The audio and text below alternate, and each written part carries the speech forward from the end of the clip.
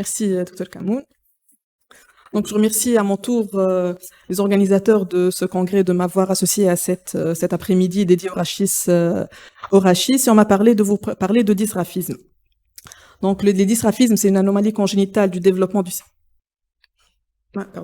du système nerveux du rachis, relativement, enfin, pas très rare, elle touche jusqu'à 8 par 1000 naissances. Il s'agit d'un groupe hétérogène de malformations de gravité variable. Donc, la forme la plus sévère, c'est la myéloméningocèle. Elle associe des séquelles, des complications neurologiques, sphinctériennes, orthopédiques. Donc, c'est, j'ai dit une forme sévère, pas grave, parce qu'elle n'est pas létale. Et relève toute l'importance du diagnostic anténatal, puisque c'est une pathologie sévère qui peut justifier une interruption médicale de grossesse. Donc, l'éthiopathogénie, elle est multifactorielle, principalement la carence en acide folique, mais aussi d'autres oligo-éléments. Certains prises médicamenteuses maternelles, notamment la dépakine, ont été incriminés aussi. Une cause génétique, antécédent dans la fratrie d'un enfant porteur de dysgraphisme augmente le risque de récidive d'un facteur de 20. Le diabète maternel et la fièvre, principalement au début de grossesse au premier trimestre.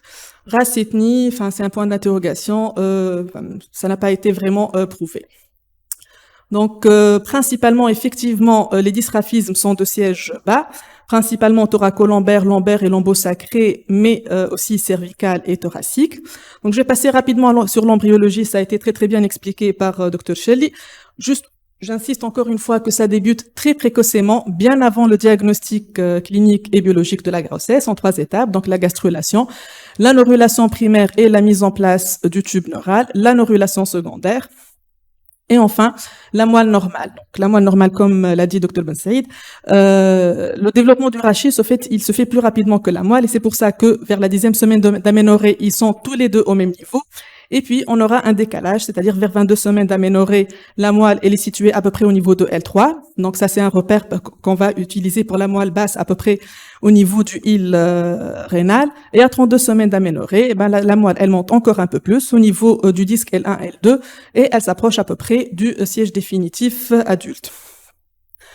Donc, l'embryologie est très importante pour comprendre la pathologie. Donc, l'embryopathogénie, des anomalies de fermeture du tube neural en fonction du moment où survient l'anomalie, mais on aura tel ou tel dysgraphisme.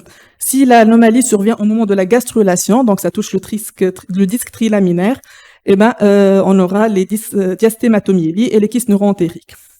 Si l'anomalie touche la neurulation primaire, on aura les dysgraphismes ouverts. En cas de disjonction entre tube neural et l'ectoderme, si la disjonction est incomplète, on aura les sinus dermiques et le LDM pour limite dorsal myeloschisis. Si la disjonction se fait prématurément, c'est les lipomes dits dorsaux. Et enfin, lorsque l'anomalie touche la neurulation secondaire, c'est des anomalies de la moelle terminale, et on trouvera les lipomes complexes, les lipomes du phylum, excusez-moi, il y a une faute, les myélocystocèles et le syndrome de régression caudale. Donc là, c'était une classification embryologique, embryopathogénique, mais il est classique sur le plan afin de classer anatomiquement les dysgraphismes en dysgraphisme ouvert et dysgraphisme fermé. Donc ces deux entités un peu différentes. Le pronostic, il est aussi un peu différent, il est beaucoup plus sévère pour le dysgraphisme ouvert. Sauf certains dysgraphismes fermés. Pour les dysgraphismes fermés, il est aussi classique de les diviser en dysgraphismes avec masse, qu'elle soit liquidienne ou lipomateuse, ou sans masse, simple et complexe. Donc les dysgraphismes, pour les dysgraphismes ouverts, donc le défaut cutané, il est médian, et la malformation, elle est directement exposée in utero au liquide amniotique. Donc juste, je vais rappeler rapidement que le liquide amniotique, il est toxique pour les cellules nerveuses. Et je vais y revenir après pour vous dire que l'importance, encore une fois, du diagnostic précoce et éventuellement d'une intervention précoce par rapport à la toxicité de ce liquide amniotique sur les cellules nerveuses. Donc le siège est principalement lombaire ou lombosacré. Le défaut de fermeture du tube neural va entraîner une absence de détachement de l'ectoderme cutané. Donc, il n'y aura pas de couverture du tube neural par l'ectoderme, il n'y aura pas d'urmère, il n'y aura pas d'os, il n'y aura pas de muscle, il n'y aura pas de peau, et la moelle sera exposée directement. Donc, la myéloméningocèle est la plus fréquente des dysgraphismes ouverts, à peu près une naissance sur 500, et c'est la forme la plus sévère.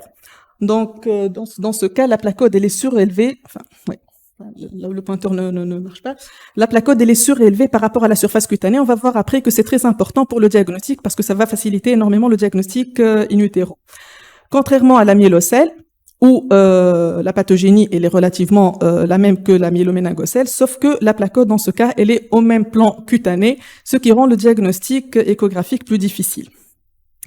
Pour les dystrophismes fermés, heureusement qu'ils sont plus fréquents, parce que, de un, le diagnostic, il n'y aura pas les signes indirects dont a déjà parlé Dr. Shelley, donc ça rend le diagnostic in utero plus difficile. Ils échappent plus souvent au diagnostic anténatal, mais heureusement, ils ont un meilleur pronostic que le dystrophisme ouvert, sauf certains dystrophismes tels que le syndrome de régression caudale ou le split notochord syndrome, où le pronostic est vraiment réservé.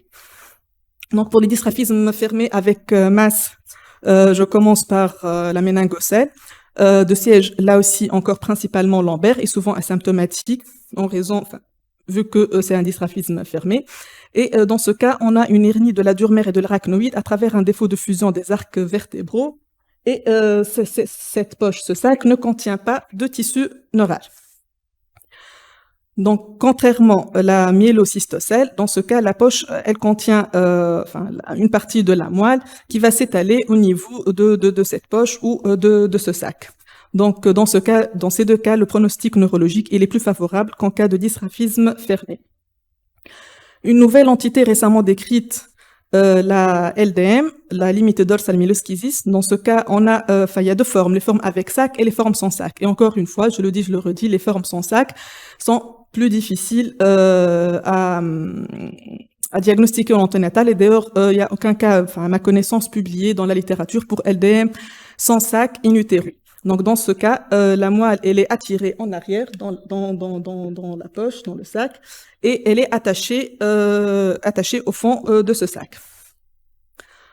Donc, pour les dystrophismes fermés avec masse, la masse peut être lipomateuse, et on parle de lipomyélocèle ou lipomyéloméningocèle, en fonction qu'il y ait un sac ou une hernie de la placode par rapport au plan cutané. Pour les dystrophismes fermés sans masse, donc il y a la diastématomyélie. Dans ce cas, la moelle, à un certain niveau, elle va se diviser sur le plan sagittal, une division non totale en deux cordons séparés par un petit septum osseux ou cartilagineux, et puis elles vont se relier après cette séparation. Donc elle peut être associée à des anomalies vertébrales, les hémivertèbres, les blocs vertébraux. Et on décrit deux types en fonction que si la dure mère est concernée par ces divisions ou pas. Après la naissance, il y a une pilosité en queue de faune qui est vraiment caractéristique de cette pathologie, de ce dystrophisme. Enfin, le syndrome de régression caudale, donc c'est un syndrome, c'est une pathologie qui est très rare. Donc le diabète maternel a été incriminé dans la physiopathologie. C'est un syndrome, il a un polymorphisme clinique très important, donc ça peut aller jusqu'à carrément l'absence de la génésie rachidienne jusqu'à la 10e vertèbre thoracique, et dans ce cas, ça peut être létal. Ça peut s'associer à d'autres malformations, notamment le syndrome Vacterl. Et la symptomatologie et la sévérité, elle dépend du niveau lésionnel et des malformations présentes. D'autres dystrophismes fermés aussi, tels que le kyste neuroentérique, les sinus dermiques, ventricule terminal, généralement, ils sont de diagnostic postnatal et ils échappent un peu au diagnostic anténatal. Donc finalement, on m'a proposé de vous parler du diagnostic anténatal des dystrophismes. Il peut se faire déjà sur la biologie, par des taux très élevés d'alpha-fétoprotéines, sur sang maternel ou sur liquide amniotique. Depuis qu'on ne fait plus le dépistage du deuxième trimestre, donc on ne dose plus l'alpha-fétoprotéine, et ce n'est plus vraiment la porte d'entrée au dystrophisme. Et ça, c'est plutôt l'imagerie. Donc l'imagerie reste la pierre angulaire de diagnostic de dystrophisme. Donc ça va permettre le diagnostic positif, de typer le dystrophisme ouvert, dystrophisme fermé et quel dystrophisme, et d'établir un pronostic aussi. Donc le pronostic, il dépend de la pathologie, du type bien sûr, du niveau lésionnel de dystrophisme et du retentissement principalement sur le cerveau. Donc quelle imagerie? L'échographie 2D, 3D, l'IRM, le scanner. L'échographie 2D reste vraiment l'examen de référence de première intention, déjà pour le dépistage. Le dépistage reste la porte d'entrée pour le diagnostic des anomalies de défaut de fermeture du tube neural. Elle permet de faire un bilan lésionnel des anomalies, des malformations associées, éventuellement établir un pronostic, les séquelles attendues et guider une conduite, interruption médicale, intervention ou pas.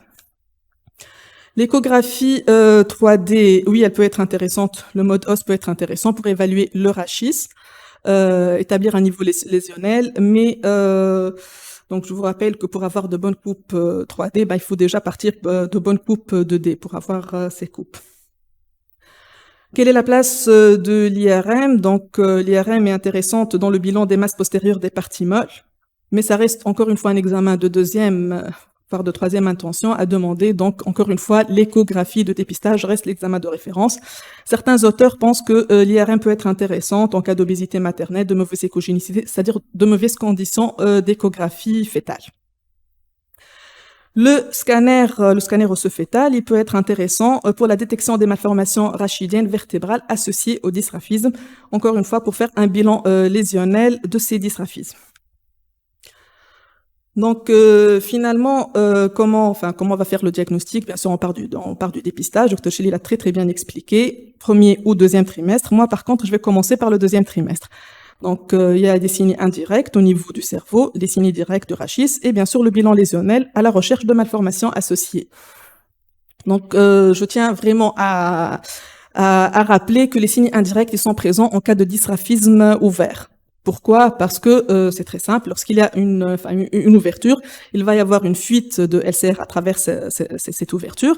Il va y avoir une traction, la moelle, et donc elle va entraîner le cerveau avec, qui vont descendre entre guillemets à travers cet orifice.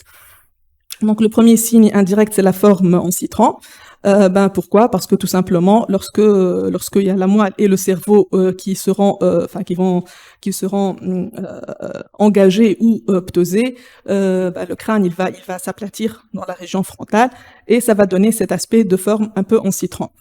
Juste, j'attire votre attention que cet aspect peut être transitoire et donc on peut ne pas le trouver même en présence d'un dysraphisme ouvert.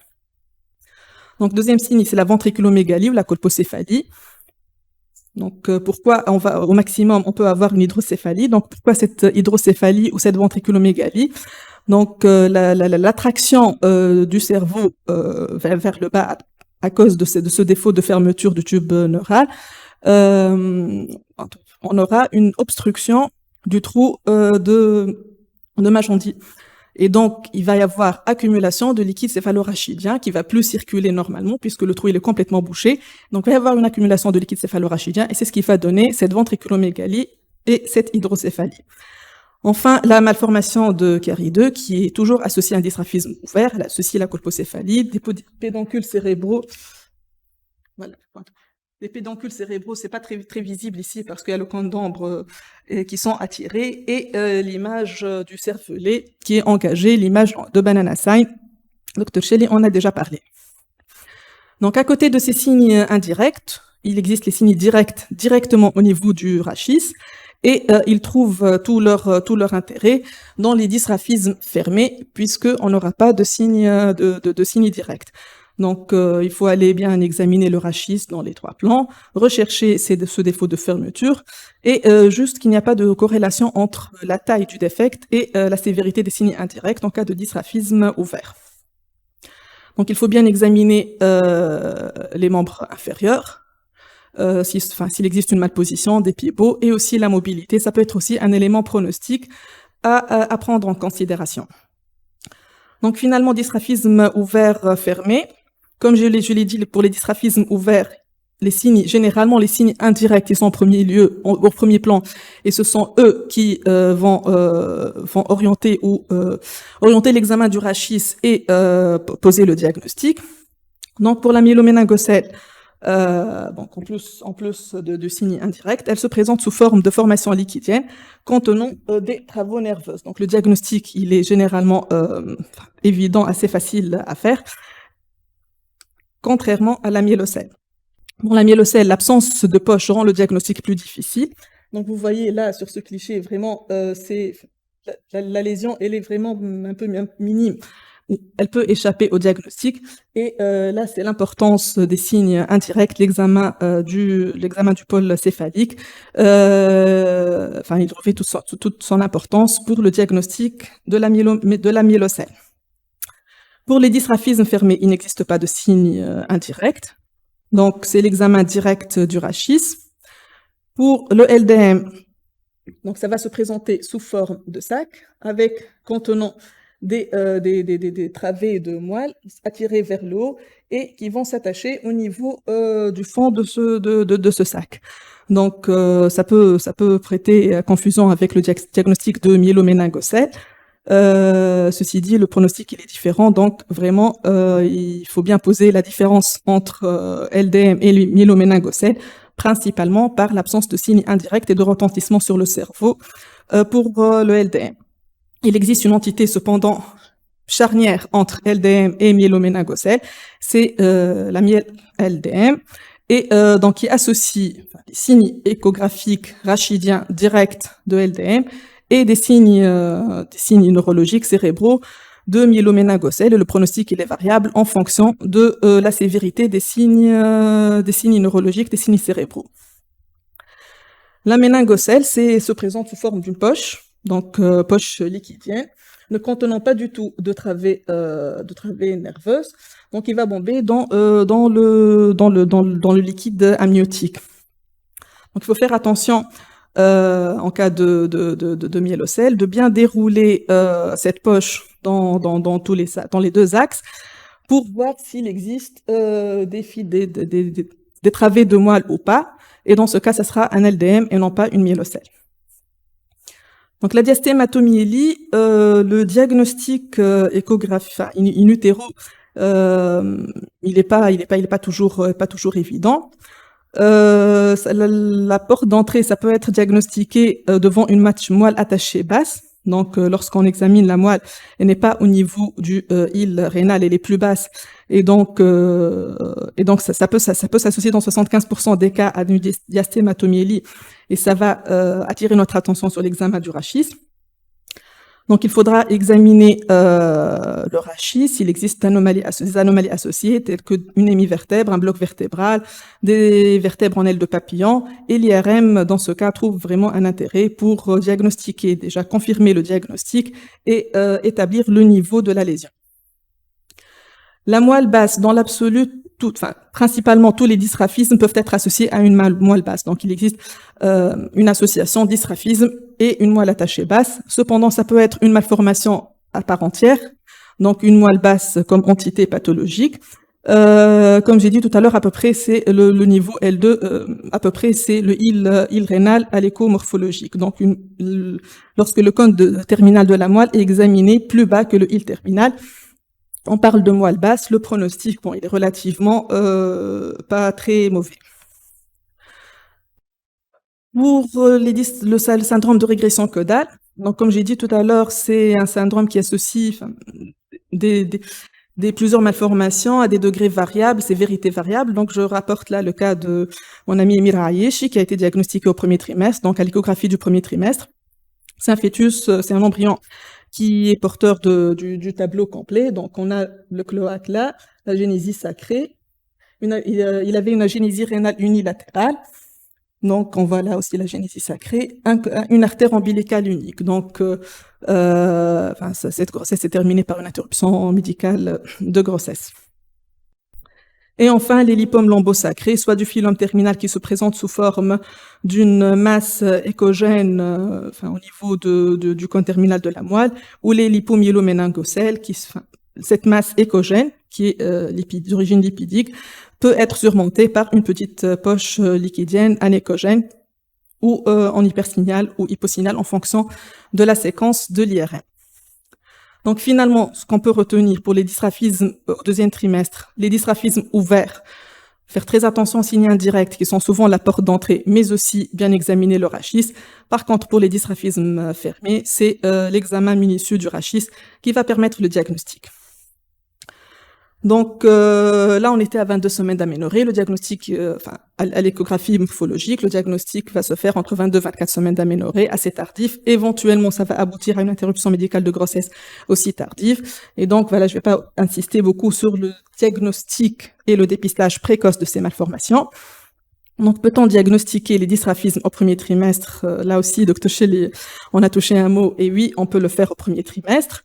Donc, je vais pas trop m'attarder sur les recommandations de l'ISIOC, qui date déjà de 2013, où il faut examiner, qui recommande l'examen du pôle supérieur. Et donc, au niveau de la coupe qui passe par le plexus choroïde, il faut faire attention sur l'aspect subjectif des plexus choroïdes, sur les ventricules latéraux. Et lorsque on a, comme sur ce cliché-là, des plexus choroïdes qui arrivent, qui touchent pratiquement les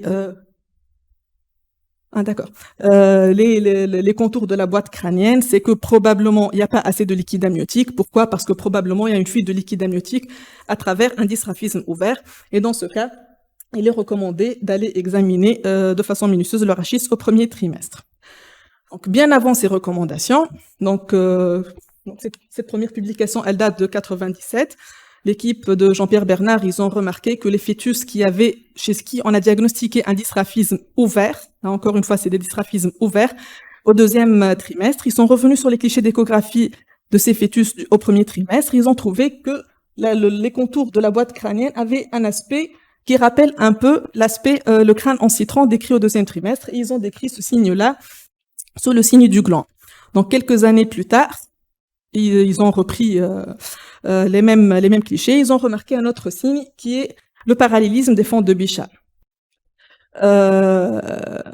L'engagement de la moelle et du cerveau, l'attraction du cerveau à travers ce défaut de fermeture, va engendrer aussi une déformation du cerveau, de la boîte crânienne, et une ptose du cerveau en dessous de la ligne qui passe par le maxillaire. Donc, et depuis, il y a eu beaucoup de signes au premier trimestre, donc principalement l'angle fronto-maxillaire qui était plus fermé, inférieur au 5e percentile, et là aussi c'était prédictif de défaut de fermeture du tube neural. En 2011, donc il y a une bonne dizaine, plus de 10 ans, l'équipe de Rabi Chaoui ont parlé de la clarté intracrânienne, donc c'est cet espace-là liquidien. Et ils ont remarqué d'abord que cette clarté intracrânienne disparaissait chez les fœtus qui avaient un défaut de fermeture du tube neural. Donc, c'est comme, encore une fois, comme l'a dit Dr. Shelley tout à l'heure, cette image intracrânienne est visible sur les coupes sagittales pour la mesure de la clarté nucale. Et donc, si on voulait proposer ce signe comme un élément ou un signe de dépistage, quels sont les critères qualité pour examiner et mesurer cette clarté intracérébrale? Est-ce que ça obéissait aux mêmes conditions strictes que la mesure de la clarté nucale? Donc, ils ont sorti un papier sur ces conditions de mesure de la clarté intracérébrale, et le terme, c'est relativement sensiblement le même, entre 11 et 13 semaines d'aménorrhée, voire jusqu'à 14 semaines d'aménorrhée. Par contre, le plan sagittal strict pour la clarté intracérébrale n'est pas vraiment exigé, parce que lorsqu'on s'écarte de quelques degrés par rapport au plan sagittal, la mesure de la clarté intracérébrale, contrairement à celle de la clarté nucale, ne variait pas de beaucoup. La voie abdominale ou vaginale, la voie abdominale, elle est privilégiée en raison des cônes d'ombre du massif facial sur la clarté intracérébrale par voie vaginale. Et pareil pour la position du dos en avant. Donc, un peu après, toujours l'équipe Rabi Chaoui, il a remarqué qu'il y avait des fœtus chez qui il y avait la clarté intracérébrale était présente, mais anormale. Donc, c'est pas que la disparition de la clarté intracérébrale qui était prédictive de défaut de fermeture du tube neural, mais c'est une clarté cérébrale anormale, petite. Et donc, là aussi, ils ont pensé à une méthode un peu plus objective, et c'est la mesure des deux distances, donc le tronc cérébral sur la distance entre le tronc cérébral et l'os occipital. Et lorsque ce rapport était supérieur ou égal à 1, donc c'était aussi prédictif de défaut de fermeture du tube neural. Donc finalement, chaque signe, il avait une valeur prédictive positive importante, mais aussi l'expérience des échographistes aussi, elle entre en considération. Et bien sûr, quand on additionne un, deux ou plusieurs signes, bien sûr que la valeur prédictive va augmenter aussi. D'autres papiers ont suivi. Enfin, l'équipe de Nicolaides aussi, ils ont décrit au niveau de la fosse postérieure la présence de 3 ou 4 lignes. Donc, en cas de fermeture de tube neural, on ne voit plus que 3 lignes au niveau de la fosse postérieure. Récemment, un signe aussi a été décrit, c'est le crash sign. Pourquoi crash sign? Enfin, ça mime un peu un accident. Donc, on voit à ce niveau-là la voiture qui va rentrer dans le mur, et la voiture, elle correspond au cervelet. Et c'est le corollaire un peu du banana sign du deuxième trimestre. Donc, il y a un défaut de fermeture du tube neural, donc il va y avoir aspiration et engagement du cerveau, disparition de la grande citerne, et c'est ce qu'on a appelé le crash sign. Et donc, l'équipe qui a sorti ce papier, ils sont allés vérifier sur les clichés T1 de tous les fœtus qui avaient un défaut de fermeture du tube neural diagnostiqué au deuxième trimestre, et tous les fœtus avaient ce crash sign. S'il vous plaît, l'écran rédacté. Et donc, tous les fœtus avaient un crash sign au premier trimestre, et donc c'est un signe avec une excellente valeur prédictive positive. Donc là, c'est juste une revue de la littérature qui a regardé un peu ce que faisaient les différentes équipes, et ces différents signes étaient utilisés pour le diagnostic ou le dépistage, voire le diagnostic de défaut de fermeture du tube neural au premier trimestre. Donc jusque-là, c'est des signes qui sont un peu subjectifs. L'aspect des ventricules latéraux, l'aspect du crâne. Donc, l'équipe de Yville avec Jean-Pierre Bernard, ils se sont penchés sur un signe un peu plus objectif, qui est la mesure du BIP au premier trimestre. L'idée, encore une fois, en cas de défaut de fermeture du tube neural, donc il va y avoir aspiration, diminution de liquide amniotique, de liquide céphalorachidien, et donc une diminution du BIP. Ils ont démontré dans cette étude que les fœtus au premier trimestre, les embryons qui avaient un BIP inférieur au 10e percentile, c'était un élément prédictif de défaut de fermeture du tube neural. L'équipe de Tours, ils ont repris la même étude, mais pas par rapport à la gestationnelle, par rapport aux difficultés de datation, un peu de mesure peut-être, mais ils ont exprimé un ratio entre le BIP et le DAT chez le même fœtus. Et en fonction de ce ratio, c'était prédictif avec un facteur de défaut de fermeture du tube neural. Donc, par exemple, lorsque le ratio il est à 0,93, donc c'est un risque relatif de défaut de fermeture de 1 sur 120, et lorsque le ratio passe à 0,87, le risque relatif passait à 1 sur 20, un risque sur 20 de défaut de fermeture du tube neural.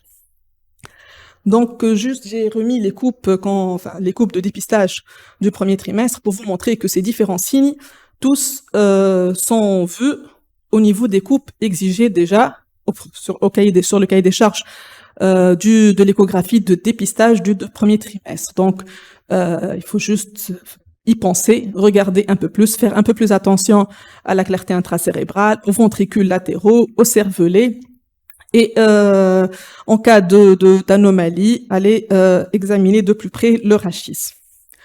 Donc, au terme de cet examen, nous allons établir un pronostic qui va dépendre, encore une fois, du type, ouvert, fermé, niveau lésionnel et le retentissement sur le cerveau, principalement. Donc, c'est une pathologie, encore une fois, qui est lourde de séquelles et de complications. La prise en charge postnatale, juste rapidement, en cas de dysgraphisme ouvert, une antibiothérapie doit être, parce qu'il existe un risque de surinfection. Bien sûr, la chirurgie, un drainage ventriculo-péritonéal en cas d'hydrocéphalie. Est-ce qu'on peut prendre en charge ces fœtus in utero? Donc, un essai randomisé a été mené en 2011, comparant la chirurgie in utero versus ne rien faire et opérer à la naissance. Et ce qui est intéressant, c'est que ce travail a été arrêté prématurément devant le net bénéfice de la chirurgie in utero. Mais attention pour la protection cérébrale, c'est-à-dire pour limiter les conséquences sur le cerveau, principalement l'apparition d'hydrocéphalie. La chirurgie in utero permettait aussi de gagner un niveau ou deux, donc par rapport à la motricité, à la sensibilité, mais il n'y avait aucun intérêt par rapport aux problèmes sphinctériens. Donc c'est des enfants des futurs adultes qui seront incontinents, et la chirurgie in utero ne peut absolument rien pour ça. Donc pourquoi j'insiste? Parce que ce n'est pas un traitement, ça reste pas un traitement. Je ne sais pas si je peux dire le gold standard, mais la conduite, c'est probablement l'interruption médicale de grossesse, mais pour les couples qui sont conservateurs, ça peut être proposé pour améliorer le pronostic fonctionnel et neurologique.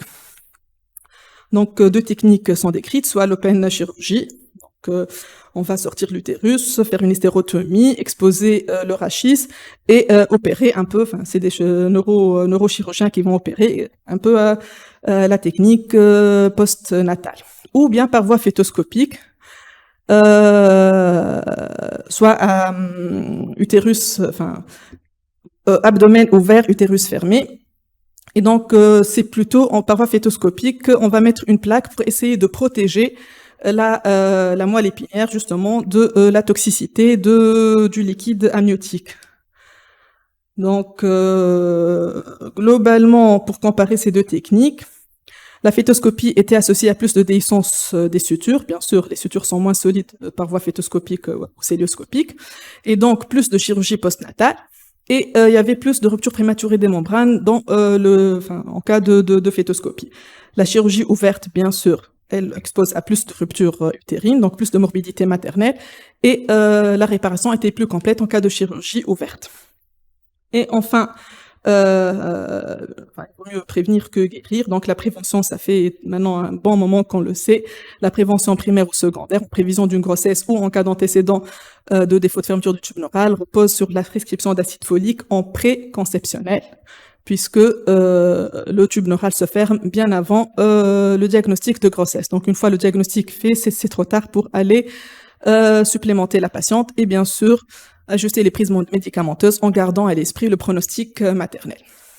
Donc voilà, finalement, ça reste une pathologie sévère en fonction du type, en fonction du diagnostic, principalement le retentissement cérébral sur la fosse postérieure. La morbidité est très élevée, la mortalité non, la prise en charge est multidisciplinaire. Donc le dépistage, encore une fois, j'insiste sur le premier trimestre, essayer de diagnostiquer tôt pour agir tôt, éventuellement proposer des interruptions assez précoces. Voilà, je vous remercie. Et je tenais aussi à remercier mes amis et collègues qui m'ont bien gentiment passé leur iconographie. Voilà.